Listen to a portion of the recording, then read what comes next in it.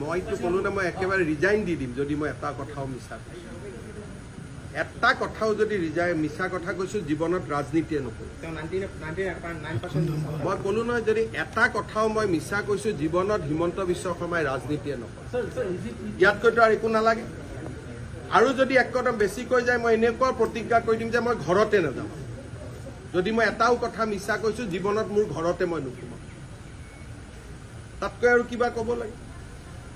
মুখ্যমন্ত্ৰী এজনে এনে কেজুৱেল কথা নকয় নহয় গতিকে এইটো যিখিনি কথা কৈছো মই কম কৰি কৈছো আসল কথা এতিয়াও মই কোৱা নাই যিহেতু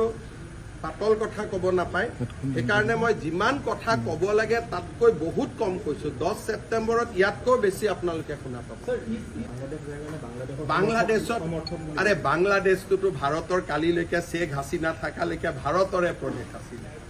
বাংলাদেশ আৰু ভাৰতৰ মাজত মৈত্ৰীৰ সম্পৰ্ক আছিলে বৈৰীৰ সম্পৰ্ক নাই এইটোতো 3 মাহৰ কথা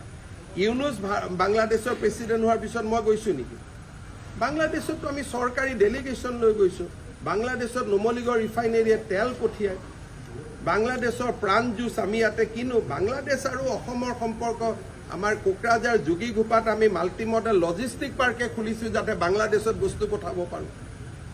এডভান্টেজ আসাম 1ৰ সময়টো গৈছো চৰকাৰে টিকট কাটি পঠাইছে বাংলাদেশ আৰু পাকিস্তান একে নেকি কাক বুৰ্বক বনাব খুজি আছে শেখ হাছিনা থকালৈকে আজিতো শেখ হাছিনাকে দেখোন ভাৰত চৰকাৰে ইয়াত আমি ৰাখি থৈছো আশ্ৰয় দিছে কাক বুৰ্বক বনাব খুজে বাংলাদেশ আৰু পাকিস্তান আজিৰ বাংলাদেশ নহয় শেখ হাছিনা থকাৰ বাংলাদেশ আজি তুলনা হয় নেকি পাকিস্তানৰ লগত এলা কাক বনাব খুজে ইমান অসমৰ মানুহক ইমান বুৰ্বক বুলি ভাবিব নালাগে না পাকিস্তানৰ সন্ত্ৰাসবাদী কামকাজসমূহক বিশ্বৰ জনতাৰ সন্মুখত লৈ যাবলৈ সৰ্বদলীয় প্ৰতিনিধি দল এটা বিভিন্ন ৰাষ্ট্ৰলৈ যাব ৰাহুল গান্ধীয়ে যেহেতু কংগ্ৰেছৰ পৰাও 4জন যাব সেই 4জনৰ ডেলিগেশ্যনত তেওঁ অসমৰ এজন সংসদৰ নামো অন্তৰ্ভুক্ত কৰিছে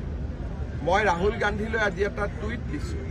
যে যিজন সংসদে নিজে পাকিস্তানত 2 সপ্তাহ থাকি আহিছে যিজন সংসদে নিজৰ সন্তানৰ নাগৰিকত্ব ভাৰতৰ পৰা বিদেশী ৰাষ্ট্ৰৰ নামত লৈ গৈছে যিজন সংসদৰ পত্নীয়ে পাকিস্তানৰ দৰমহা দি প্ৰত্যেক মাহত পাকিস্তানৰ পৰা 2 লাখ টকা দৰমহা লয় তেওঁ কেনেকে পাকিস্তানৰ বিপক্ষে ক'ব